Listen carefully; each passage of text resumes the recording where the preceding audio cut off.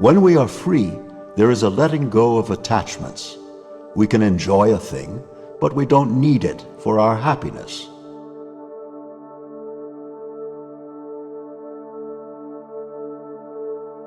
There is progressive diminishing of dependence on anything or anyone outside of ourselves.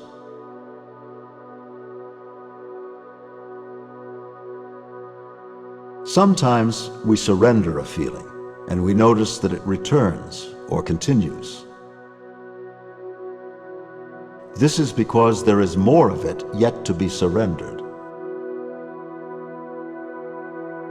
We have stuffed these feelings all of our lives, and there can be a lot of energy pushed down that needs to come up and be acknowledged.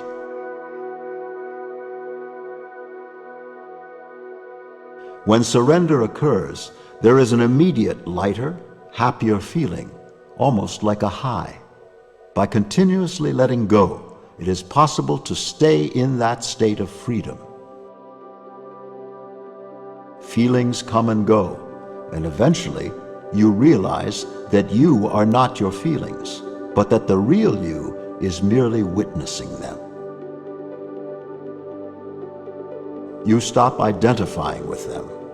The you that is observing and is aware of what is happening always stays the same. As you become more and more aware of the changeless witness within, you begin to identify with that level of consciousness. You become progressively, primarily, the witness rather than the experiencer of phenomena. You get closer and closer to the real self and begin to see that you had been duped by feelings all along. You thought that you were the victim of your feelings. Now you see that they are not the truth about yourself. They are merely created by the ego, that collector of programs which the mind has mistakenly believed are necessary for survival. Let's not forget that we are letting go of all the programs that have made us a slave for a long time. Letting go of negative feelings is the undoing of the ego, which will be resistant at every turn. This may result in skepticism, a sudden upsurge of escapism. Keep letting go of every fear as it arises, and the resistance will resolve. What are you afraid of regarding this process? Are you willing to let go of that?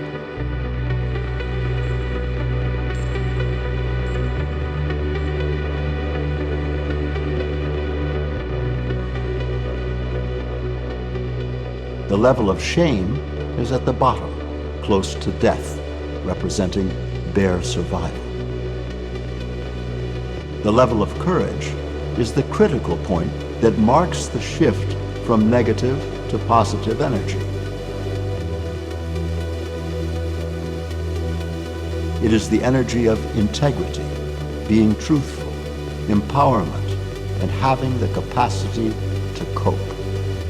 The levels of consciousness below courage are destructive, whereas the levels above it are life-supportive.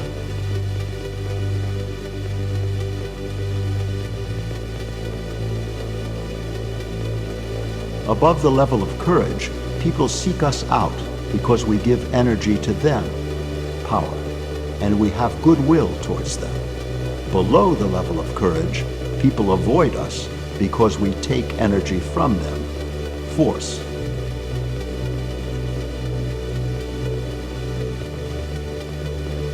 As we let go of negative feelings, there is a progressive movement up the scale to courage and then beyond. At the level of courage, the negative feelings have not all disappeared, but now we have sufficient energy to handle them because we've re-owned our power and self-adequacy. When letting go, ignore all thoughts. Focus on the feeling itself, not on the thoughts.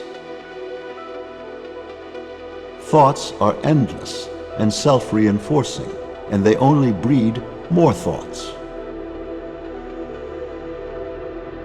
Thoughts are merely rationalizations of the mind to try and explain the presence of the feeling.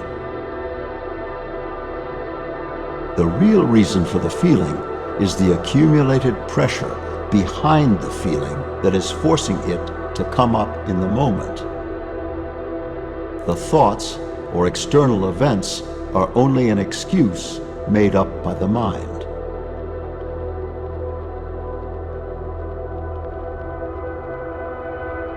These programs have blinded us to the truth of our real identity. Letting go is a natural ability.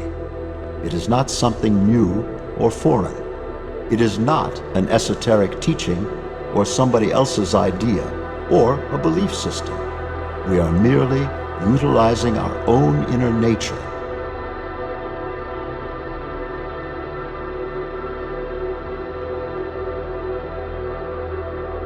When we have been letting go for a while and have begun experiencing what is really going on, we will laugh at our thoughts. Thoughts are fakes, absurd make-beliefs that obscure the truth. Pursuing thoughts can keep us occupied endlessly. We will discover one day that we are right where we started. Thoughts are like bait to a fish. If we bite at them, we get caught.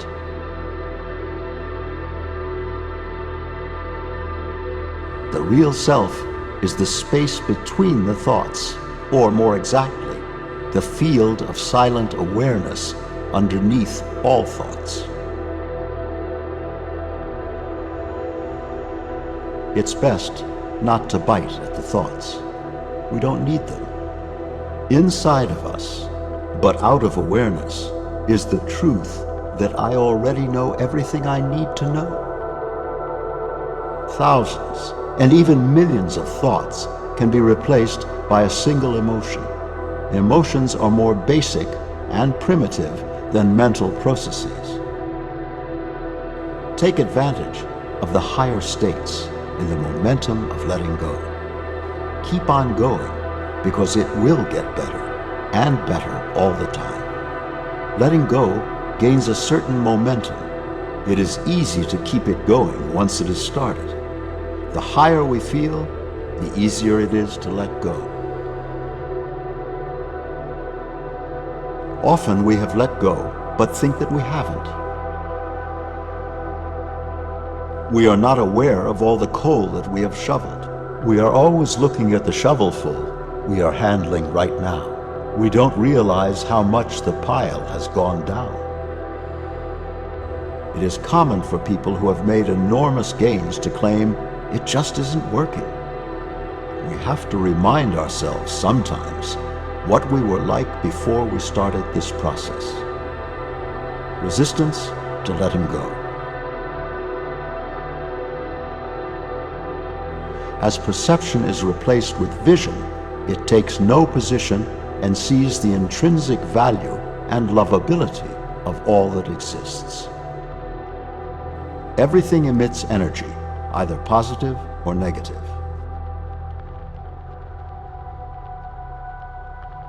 Ego is losing ground and will try tricks and bluffs. Once we start letting go, its days are numbered and its power is diminishing.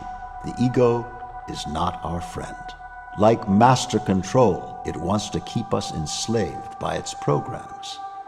There are no other goals than to overcome fear and achieve happiness. Letting go is like the sudden cessation of an inner pressure or the dropping of a weight. It is accompanied by a sudden feeling of relief and lightness, with an increased happiness and freedom. You are then in charge of how you feel, and you are no longer at the mercy of the world and your reactions to it. You are no longer the victim. There is no need to blame others or blame life.